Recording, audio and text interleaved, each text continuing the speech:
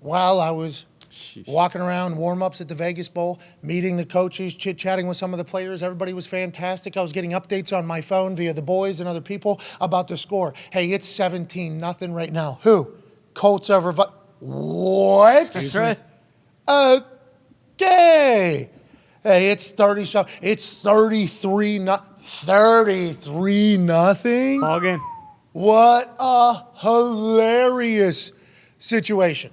Then the second half starts happening, and they start mounting a comeback, and we're calling this Vegas Bowl. I'm trying to find my rhythm, okay? Kirk Herbstreit's doing his thing. He has this little remote thing that he controls in the booth where he's able to, no looking at it, seeing it. He has maybe 6 eyes. He has eyes Ohio everywhere guy. happening and all the time. It's unbelievable watching him work and Dave Pasch. And I'm trying to learn if I ever was to do this for a profession. How does one of the greatest of all time do it? And then Dave Pasch, who's been there, done that with everything and everybody. How is he doing it? So I'm trying to learn as much as possible. I'm getting updates from Jake Herbstreit. Hey, 36-28 right now. What? Excuse me? It was 33-0. What do you mean 36-28? He goes, yeah, the Colts are giving this one away. Herbie, oh no. Kirk Herbstreit, oh no. Don't tell me that's happening. In the second half, not only do the Colts get a 3-and-out on the first possession of the Minnesota Vikings in the second half, that would lead to make you think like, oh, they're going to continue to put this team away. And then everything just unraveled. That's right. We're talking about 4th and 1's not working. We're talking about turnovers. We're talking about 3-and-outs. We're talking about everything that could potentially go wrong, did go wrong for the Indianapolis Colts in the second half. And everything that could go right, did go right for the Minnesota Vikings, where everything that could go wrong for the Minnesota Vikings did go wrong in the first half. A tale of two halves, a tale of clusterfuckery, a tale of what the hell is going on with the Colts organization. Oh, no. How does this happen? Good question. Matt Ryan. There was a report this weekend. There was a report this weekend that came out and said that there's $800 million being used on fired coaches right now, okay? The NFL reminded the owners at their league owners meeting last week in Arlington. He said, hey, just a quick reminder, our accountants did some calculating. You guys are spending $800 million right now. You got every owner in here. $800 million on fired coaches, right? People that aren't doing anything, for people that are working other places, people that are golfing right now, people that were terrible coaches. You guys are spending $800 million on those guys. Jeez. So why don't we remember that whenever we're making our hiring and our decisions or whatever. And I don't know why that reminder was given other than the fact that coaching has been something that has been terrible in a lot of places for a long time. Now, I took a lot of shots to the shins on Saturday because Jeff Saturday's the head coach of a team that, gave up the largest comeback in the history, 102 years. Yep. 102, that's a long time. Over a century.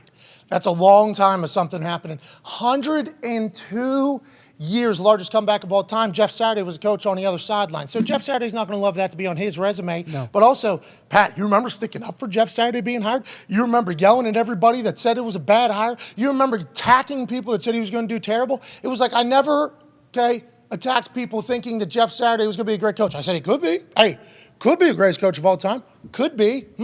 Could be the worst coach of all time. Could be. Absolutely. We have no idea what could happen. I was just pumped that a former player was given an opportunity to get a position of actual rank in the coaching world, and especially a friend of mine and in the organization that I am associated with. So I was excited about that also. I thought the immediate shots from former players, I don't care about what the media says, okay?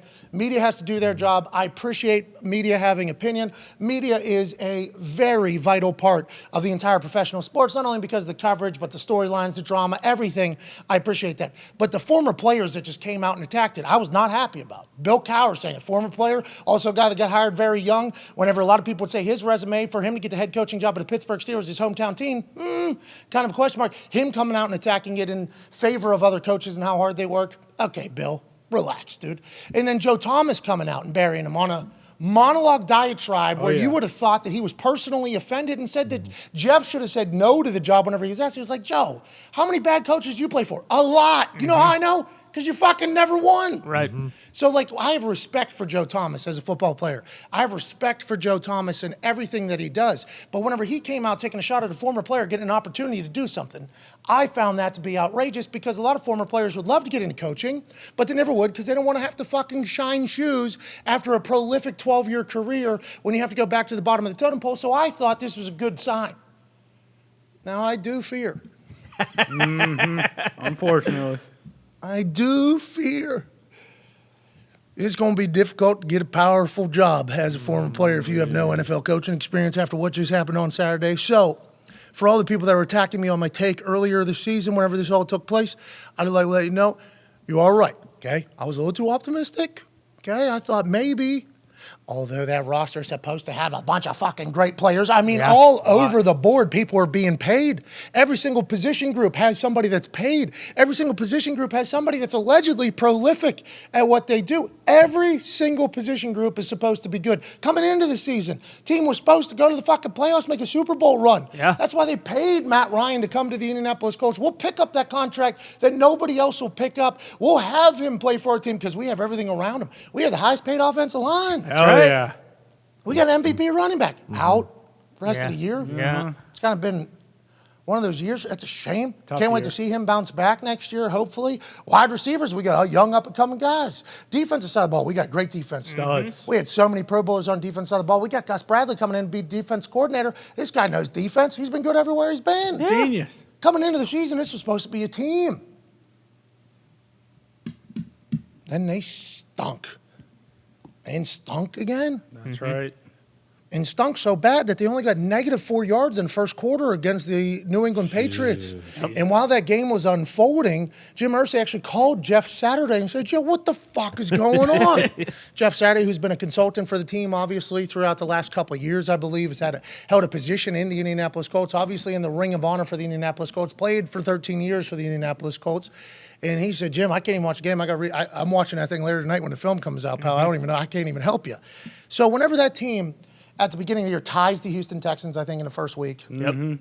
Massive comeback to tie. Yeah. Was actually being touted as big-time comeback for Matt Ryan in his debut. It was like, to tie the Texans, who are a team. Hey, we're finding that out. Yeah. We're finding that out. battle. Texans They play are, hard. Sure. Texans are a team. They'll do whatever they're professionals. They're getting paid millions of dollars as well. They have coaches. They have, all week to prepare.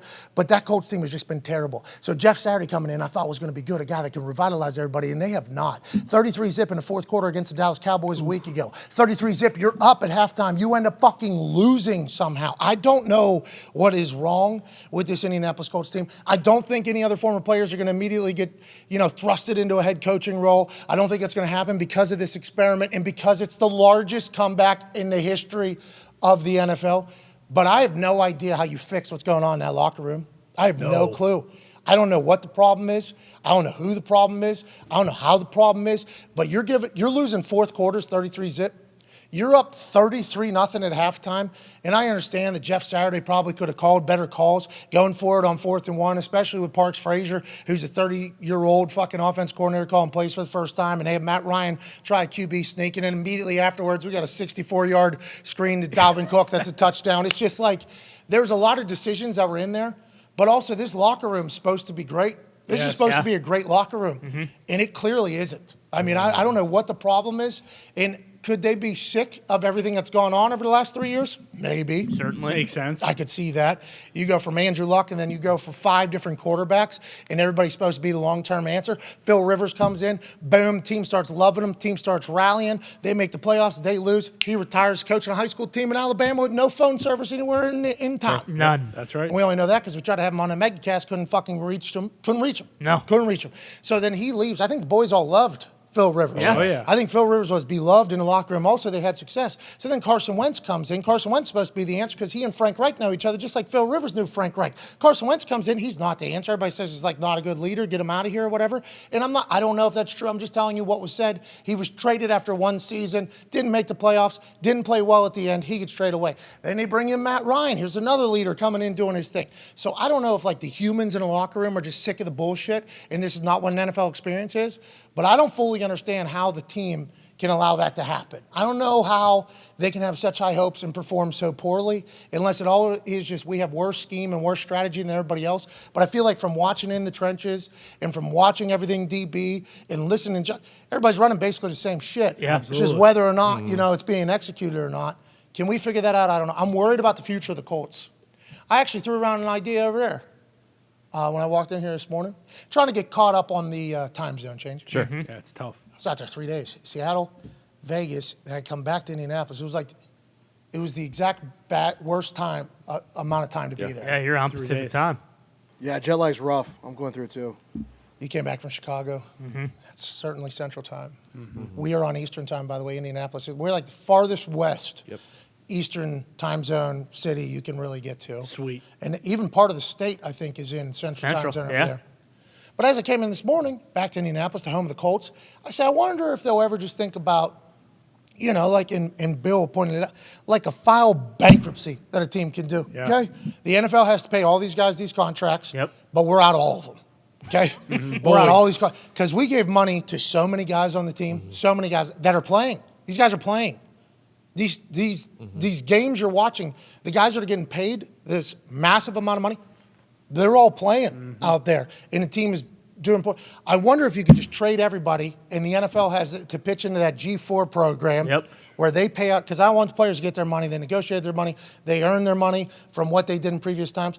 But it seems like it is a full fucking rebuild that has to happen in Indianapolis Colts, and I don't know how they're going to do that with how many contracts. I assume, you know, Chris Ballard is probably going to be on his way. I assume that's going to happen. Yeah. But with everything we're saying, like the team's supposed to be a good team. And this is not, Chris Ballard and us have not chatted all season.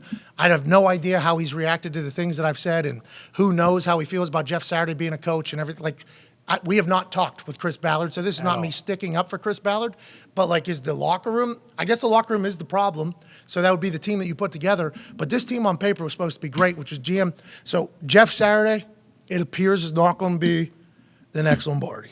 Probably not.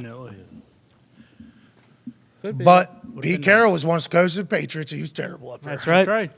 There's been a lot of guys that have coached in other places. Bill Belichick, I mean, he was with the Browns. Yeah. What are we even talking about? Sure. That's a good point. Goes up to the Patriots. Jets for a cup of coffee. Just probably not the right time or place. But also, to the people that were telling me I was wrong, valid.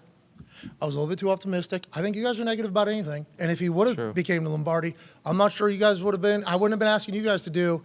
I would have been. I would have been, actually. So I understand what you're doing here.